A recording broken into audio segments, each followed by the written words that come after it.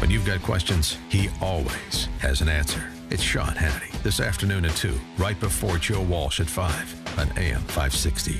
The Answer.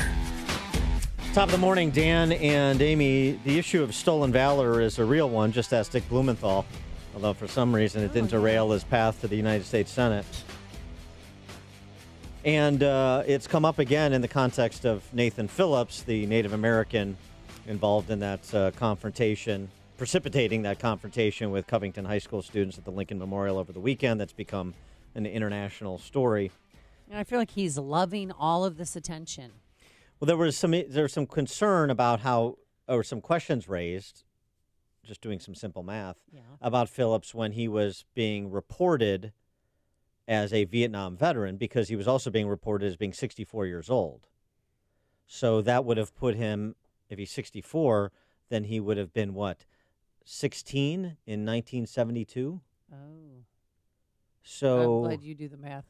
But so the war is over. So people started asking questions, and Don Shipley, who is a Navy SEAL, retired, he focuses on these stolen valor cases, and it's good that somebody is. And he was able to obtain Nathan Phillips's military record. It's been misreported some places as his DD-214. That's different than the military record, and he'll explain the difference. And it's instructive. So instructive that you now have D.C. press corps outlets like the Bezos Post and the New York Times issuing corrections to how they were characterizing Nathan Phillips. But this is another part of the story about the complete lack of interest in context as to the incident itself, as well as the participants in the incident. For more on this, we're pleased to be joined by Navy SEAL Don Shipley. Don, thanks for joining us. Appreciate it. Thanks for having me. So if you could just explain what you did and what you obtained with respect to Nathan Phillips and what it tells us. Well, a DD-214 is a military discharge paper. The only way you're going to get that is if the guy that actually possesses it gives it to you or signs so that you can see everything on it. The other way is a Freedom of Information Act request, and with some little background on guys, you submit those to the National Personnel Records Center in St. Louis, and the records will come back. They're no different than the military records. They just leave out some Privacy Act information, next of kin, servicemen's group, life insurance beneficiary, and a lot of performance marks, things like that. But, I saw that on the news with Lester Holt when it happened that night. And I leaned over to my wife and I said, do you have any idea how many guys are pulling his records right now? We've seen that before, but somehow I was there dealing with the Records Center on an unrelated one and just made mention. Has anybody been doing that? And the next thing I know, I've got his records. So what did you discover?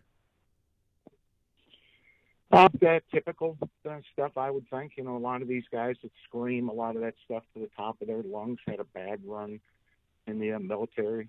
Some of it's just really off of the top rope with some of these guys. But I could see there was something about what he was saying in that news report. And so, less than, he did his time. He did it in the reserve unit. And this whole recon ranger and whatever else he was claiming or letting the media run around with didn't sit well with me. And I get bombarded with endless emails from people, and they were really hitting me about this guy. What's up? What's up? So, there you go. Well, so he was a reservist. He never was deployed to Vietnam.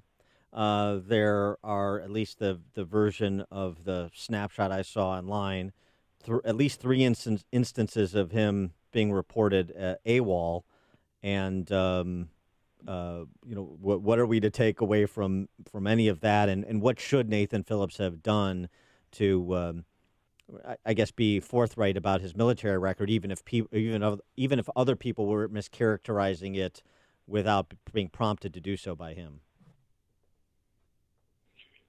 I wouldn't have even brought it up. I don't know why people say some of the things that they say when there's no I mean, the guy didn't serve in Vietnam, and it was the Vietnam era, but why even say that word? Why use the word Vietnam? And that's where it caught up.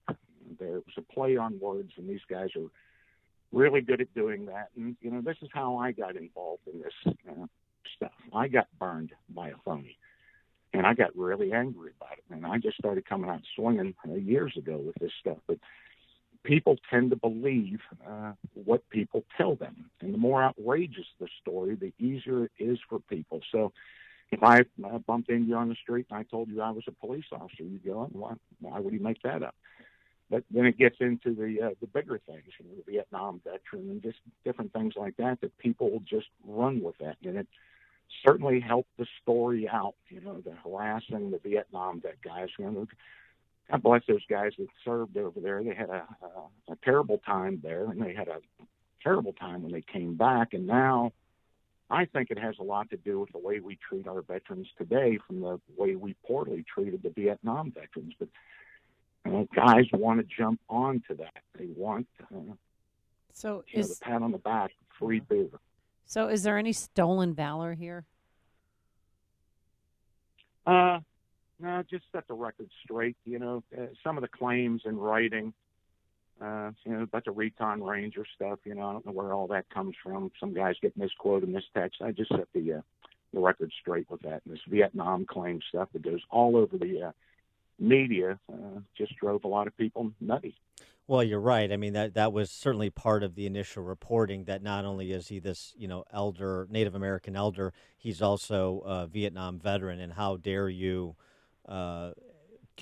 confront, disrespect, right, both a Native American elder as well as a Vietnam veteran. So the two were twinned in the reporting initially. Yeah, I agree. So I just somehow stumbled along those records and felt, I'll just set this straight. There's been a lot of collateral damage done to everybody that was there and what was going on. It's just, I don't know. People asked for help, and I threw it out there. Can you refresh our memory on what happened to you and your personal story, how you got burned? I ran a training course for many years, a civilian SEAL training course called Extreme SEAL Experience. And it wasn't out of the realm for guys to send me things, donate things, guys that couldn't serve in the military. It was just kind of weird stuff. And some guy got me on the internet, said he was very upset with the Red Cross. He wasn't going to donate to them anymore, and he wanted to send me some guns. And sure enough, he did. Model 700 sniper rifle. I can see it right from where I'm sitting now. And then he wanted to show up with another rifle and told me he was a wounded Marine in Panama, that his helicopter crashed after he was shot in the belly a bunch of times, and his head was crushed, and he was in a wheelchair. It was just, the whole story goes on. I invited the guy down, and he just started telling these crazy stories to all my students about snakes biting him in his sleeping bag and him shooting at Cubans. And, you just don't, I've been around. And so I checked, and there was no helicopter that was shot down in Panama. And that's where it started unraveling for him. He did a great job of suing the VA a number of times and getting these ultra benefits that he didn't deserve, and they sent him to prison for wire fraud because I got his records. And he was a Marine gate guard in Nairobi or Kenya, I forget where it was, but none of that stuff. So that caught up to him quick. Well, Don Shipley, we appreciate that you possess the intellectual curiosity that the D.C. Press Corps doesn't, so that the record could be set straight with respect to this aspect of this story that's become an international phenomenon, as you know. Don Shipley, retired U.S. Navy SEAL, Extreme SEAL Experience, and Phony SEAL Hunter are his projects. Don, thanks for joining us. I appreciate it. Yeah, you guys have a great day up there. Thank you too. And he joined us on our turnkey.pro answer line. The more you listen, the more you'll know. This is Chicago's Morning Answer. On AM 560, The Answer.